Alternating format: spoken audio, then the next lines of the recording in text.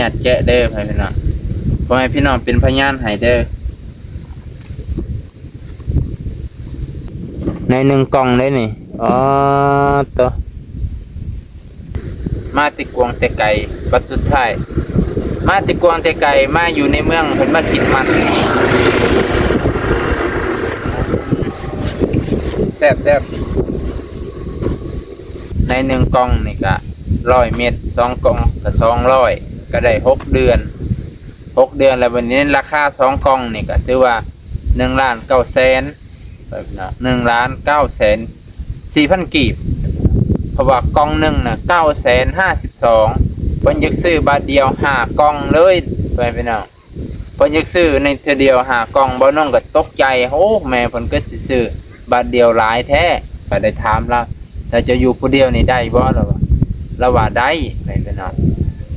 ถ้าอยู่ผู้เดียวได้เพราะว่าเราก็เคยนึ่งข้าวเป่าไฟให้อยู่นึ่งข้าวเป่าไฟนึ่งข้าวอยู่แล้วว่าถ้าอยู่ผู้เดียวนี่ได้มื้อใดวันใดที่เราบ่สั่นแห้งเราว่าเฮ็ดได้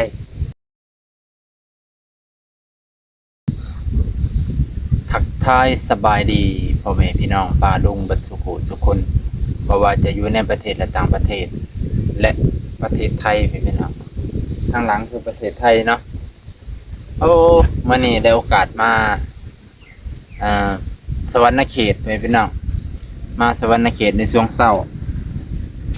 พ่อแม่พี่น้องก็คือสิฮู้เนาะว่าบ่าวนงมาหยังมาตั้งแต่5 โมงขี่รถมา5 โมงฮอดพี่7 โมงกว่าใกล้สิฮอด8 โมงมาตามอันภารกิจที่เฮาได้วางไว้นั่นแหละแม่พี่น้องอันนี้คือบอนเกินว่าจะแน่เลยริมแม่น้ำคลองแม่พี่น้องริมแม่น้ำโขงอยู่สวรรณเขต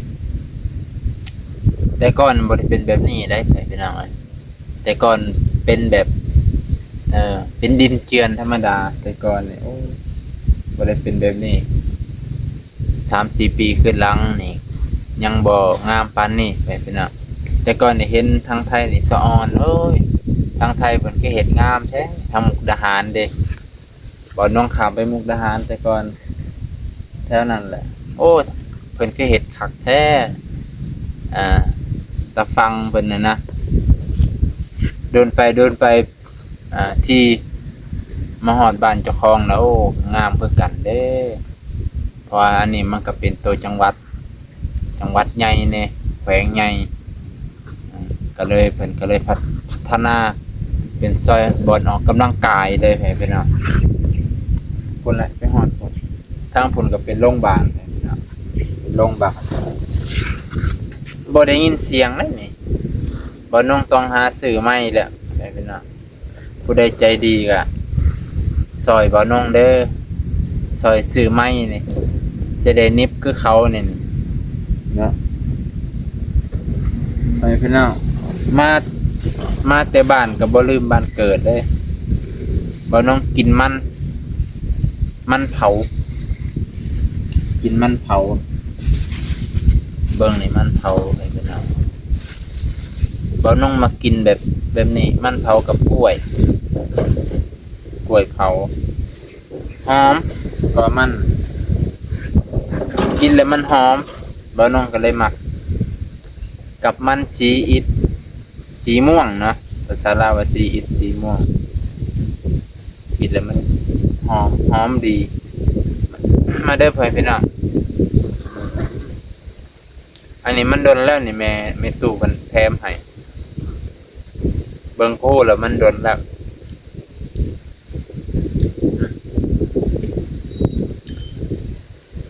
มานี่ก็เลยแบบดีใจเพื่อนพี่น้องดีใจหลายที่มาเมื่อนี้ก็ดีใจแล้วก็มาเมื่อนี้ถือว่าเป็นมื้อโชคดีของเฮานะก็เลยสิมาบอกให้พี่น้องนี่เห็นบ่นี่แม่พี่น้องเห็นบ่บ่แม่นยาบ้าหมูน้องลอยเด้อพี่น้องบ่แม่นยาบ้าหมูดีบ้าหมูเด้อบ่นุ่งมีที่แบบ ไปเอายาให้คนอื่นเนาะไปพี่น้องบ่เคยเอายาให้เจ้าของบ่เป็นหยังเนาะนี่ตัวนี้กองเก่าไปพี่น้องดีแต่ว่าลุงอาจเพิ่นเอากองเก่าไว้เนาะคันสั้นน่ะหายากนี่ไปพี่น้องถ่ายรูปไว้ก่อนแกร็บอันนี้กองเก่าเพิ่นนะ1กล่องมี100 เม็ดพี่น้อง1กล่องมี100 เม็ดนี่อันนี้บ่มีแล้วนี่บ่มีของเก่าเพิ่นพอให้พี่น้องว่าเป็นของผู้ใดขออนุญาตแกะเด้อพี่น้องอยากเบิ่งทางในว่ามันเป็นจังได๋ยา1ขวดมี100 เม็ดแล้ว1ใน100 เม็ดน่าจะกินได้3 เดือนเพราะว่าเพิ่นบิเด้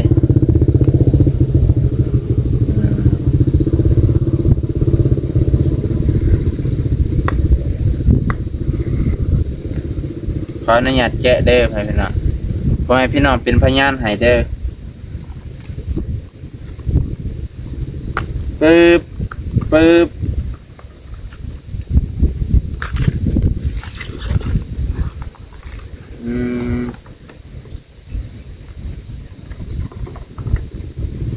นี่โอ้เป็นจังซี่พี่น้องนี่เห็นบ่น้อเป็นจังซี่มันเป็นรูปวงกลมไหมพี่น้องยามันเป็นวงกลมวงกลมคือฝาขวดนี่แหละแล้วมันเป็นแสกคือดาวอันนี้พี่น้องมันเป็นแสกคือดาว4 แสกเลยโอ้มันเป็นจังซี่แสดงว่าใน1 เม็ดนั่นน่าจะกินอยู่4 เวลาบ่จักหรือ3 เวลาได้ยินลุงอ่านว่า2 เวลาบ่ประมาณ ประมาณนี้แหละเนาะ2 เวลาเพราะว่ามันเป็นแสกได้พี่น้องเป็นแสกจังซี่กาบวกเลยนะเฮาก็ตัดปึ๊บจังซี่ก็สิเป็น2 เปียงกินเช้าแรงบ่หรือคัน3ก็บ่ได้เลยนี่มันเขาเฮ็ดเป็นกาแสกเนาะบ่น้องคิดว่ามันเป็นเม็ดแล้วก็บิบ่แม่นคิดว่ามันเป็นท่อนอันนี้มันเป็นวงกลมเป็นเม็ดวงกลมได้เป็นเต็มเลยนี่เต็มเลย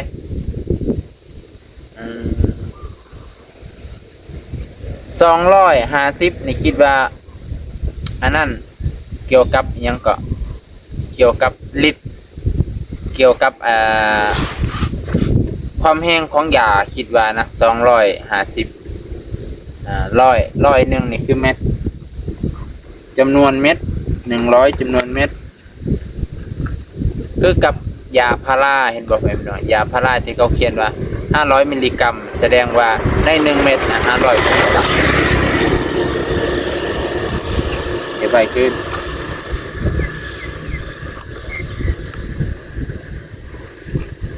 เพราะพี่น้องผู้บอยาใน1กล่องนี่พี่น้องยานี่ใน1กล่องนี่ราคาเท่าไหร่พี่น้องผู้บ่พอตัวบอกเลยว่าแพงพี่น้องแพงมากแพงหลายไปจักใส่ละแผ่นหนึ่งนี่ไปพี่น้องใน1 เม็ดใน1กล่องเห็นบ่นี่ไปพี่น้องใน1กล่องเลยนี่อ๋อตัวถือว่าโหดจัดเลยยาตัวนี้โอ้มาโลฟา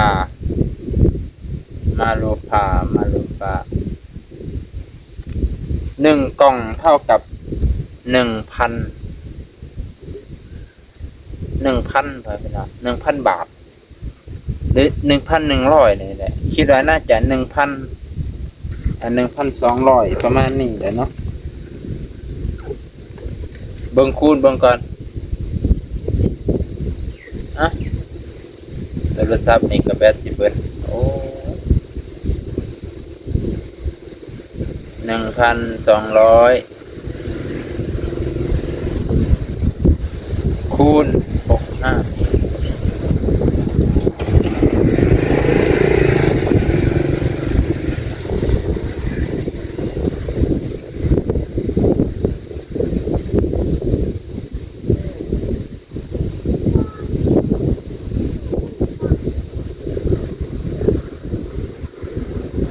โอเค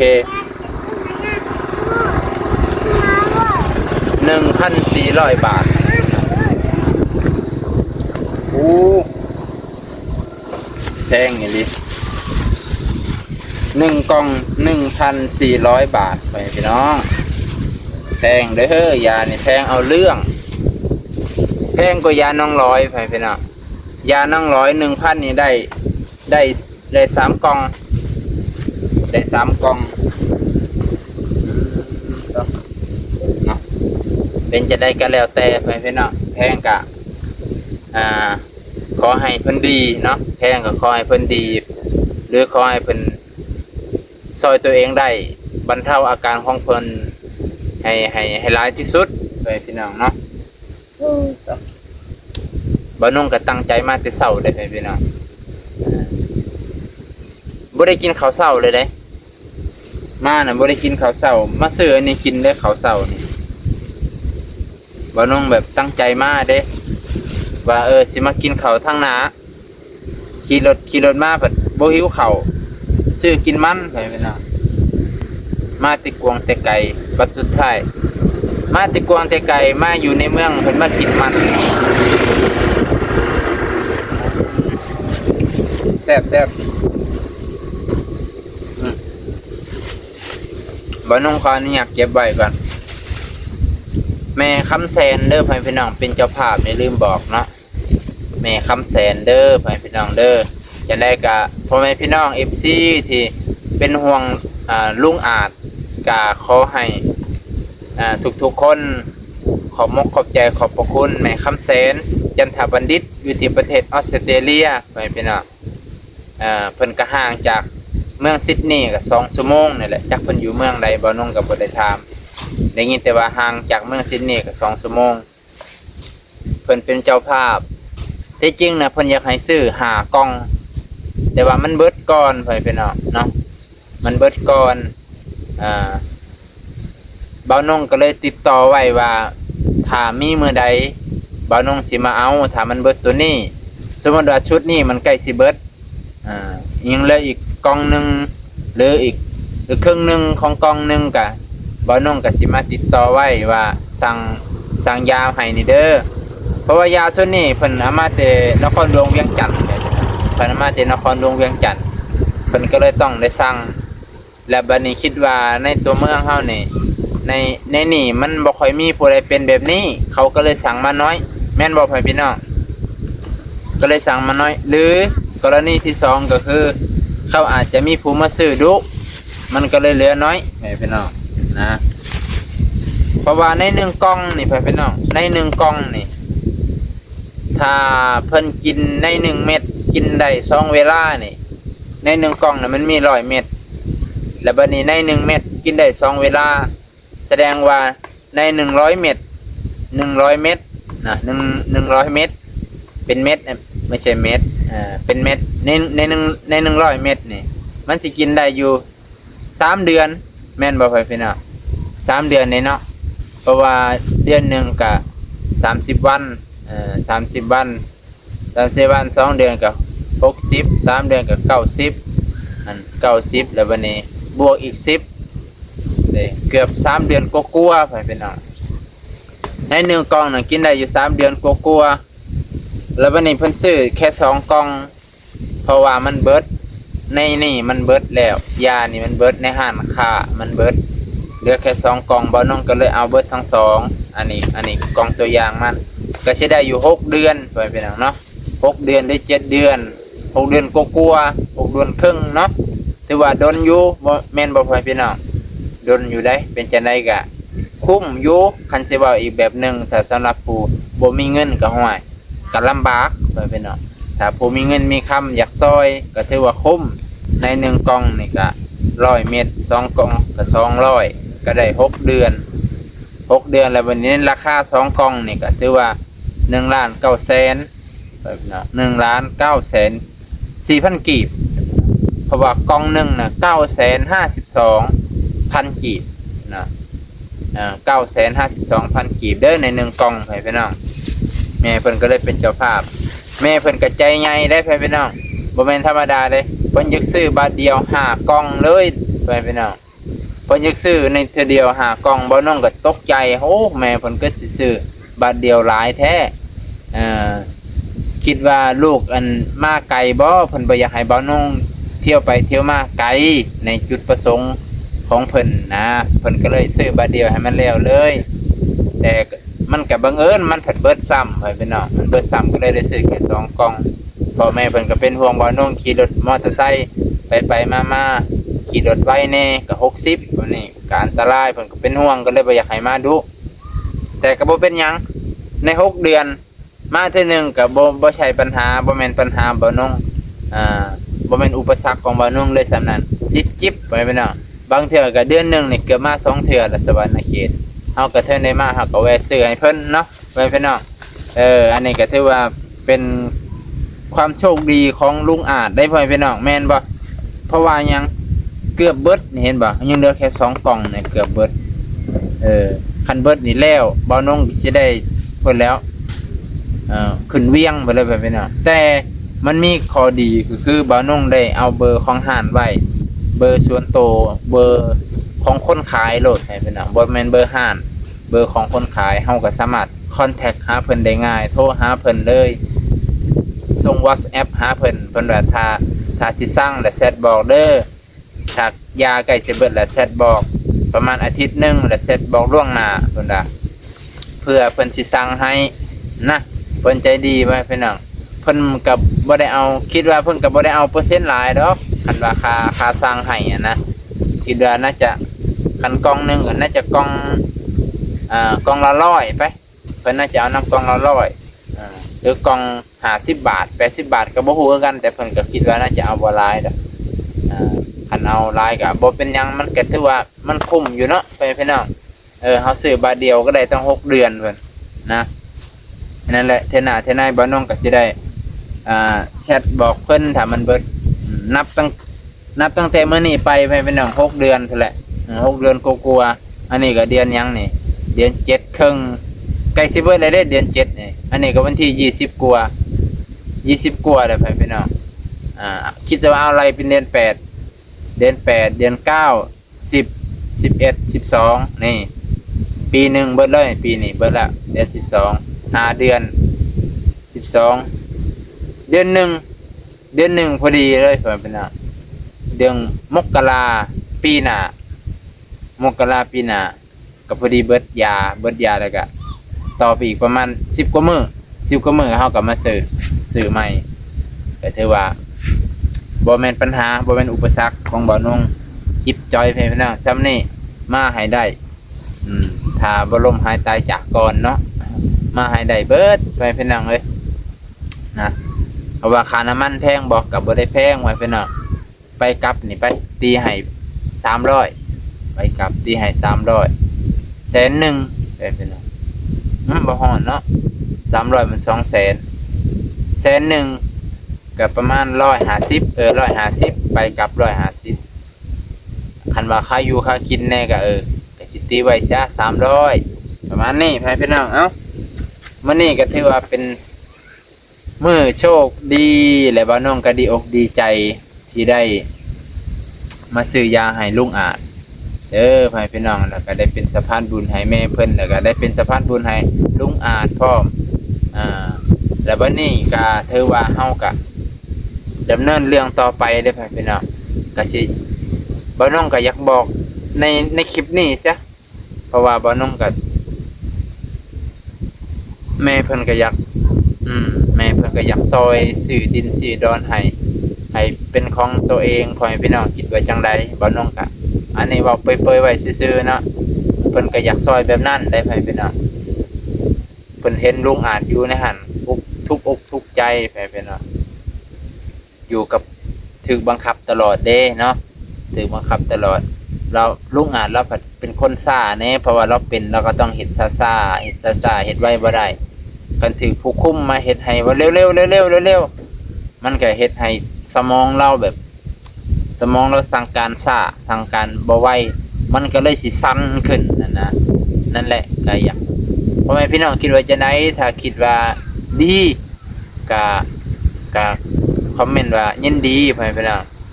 ก็คอมเมนต์ว่าดีเนาะถ้าสมมุติว่าเพิ่นมีทุนมีฮ้อนสมมุติว่าเพิ่นมีทุนมีฮ้อนอยากซื้อดินดอนตอนหญ้าให้ลุงอาจได้ไปอยู่ผู้เดียวเนาะ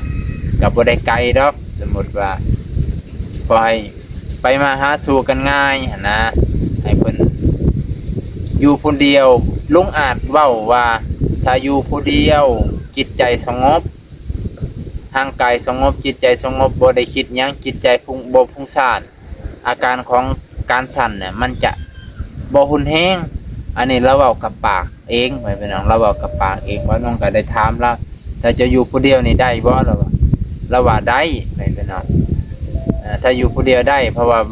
เราก็เคยนึ่งเข่าเป่าไฟให้อยู่นึ่งเข่าเป่าไฟนึ่งเข่าอยู่แล้วถ้าอยู่ผู้เดียวเนี่ยได้มื้อใดวันใดที่เราบ่สั่นแห้งเราว่าเฮ็ดได้มื้อใดเรามือสั่นแห้งเรากับโจะไว้ก่อนเราก็เฮ็ดซ่าๆบัดมันลงเราจังเฮ็ดเราบ่จังซี่แสดงว่าเราอยู่ผู้เดียวก็ได้แต่ว่าอีกอนาคตข้างหน้า4ปีข้างหน้า5ปีข้างหน้า10ปีข้างหน้าอันนี้ก็บ่ฮู้คือกันว่าเราสิซอยตัวเองได้บ่ก็คือในคอมเมนต์หลายคอมเมนต์ก็ว่ามันอาจจะเราเป็นผู้ป่วยติดเตียงก็ได้ในอนาคตข้างหน้าคือท่านหมอนวดเพิ่นก็เว้ามันจะค่อยขึ้นไปเทอละนิดโลกอันนี้คือท่านหมอเว้าเนาะผู้นวดนั้นเพิ่นอาจจะเคยเห็นก็บ่ฮู้คือกันเพิ่นว่ามันสิหุนแห้งไปแต่เทอราปีมันจะหุนแห้งไปเรื่อยๆเนาะบ่นุ่งก็อธิบายเพียงเท่านี้เป็นจังไดก็ให้กำลังใจลุงอาจเด้อพี่น้องให้กำลังใจลุงอาจให้กำลังใจบ่นุ่งแล้วก็ให้กำลังใจขอบใจขอบพระคุณแม่คำแสนที่ซื้อยานี้เนาะบ่นุ่งก็อยากได้กำลังใจคือกันได้พี่น้องบ่นุ่งก็บางเทื่อคิดบ่ทวงบ่ทันนี่ก็ป๊าดไปพี่น้องเนาะแล้วก็จังไดก็ถ้าว่าดีในการแย่งตัวออกจากเอื้อยพ่อแม่พี่น้องกับแสดงความคิดเห็นไหนเด้อพ่อแม่พี่น้องเนาะถ้าผู้ใดอยากซอยเรือลุงอาจก็สามารถติดต่อหาบ่าวนงได้เนาะพ่อแม่พี่น้องคนที่เขากำลังทุกข์กำลังลำบากเฮาไปซอยเนี่ยเขาก็ดีอกดีใจพ่อแม่พี่น้องถ้าเขาบ่ทุกข์แท้บ่เป็นจริงเขาก็บ่ต้องการความช่วยเหลือตามที่บ่าวนงเห็นนี่ตั้งแต่บ่าวนงเขาไปหาเราก็รู้สึกว่าแฮปปี้ขึ้นนะแต่ก่อนเนี่ยรู้สึกว่าเราแบบคิดมากคิดหลายตั้งแต่บ่าวนงเขาไปสอยเรือเล็กๆน้อยๆเดี๋ยวเขาไปพูดคุยนำเราก็รู้สึกว่ามีความสุขหลายขึ้นเนาะโอเคบ่าวนงก็สิจบเพียงเท่านี้แหละอันนี้ตะเว้นก็เริ่มสิขึ้นแล้วพี่น้องขอบใจขอบพระคุณที่รับชมและให้กำลังใจเด้อพี่น้องเด้อแล้วก็มาฟังข้อมูลดีๆนำบ่าวนงขอบพระคุณอยู่ดีไม่แห้งเบิดสุขสุคนเจ็บจะได้ใครยังมีสุขภาพแข็งแรงเด้อ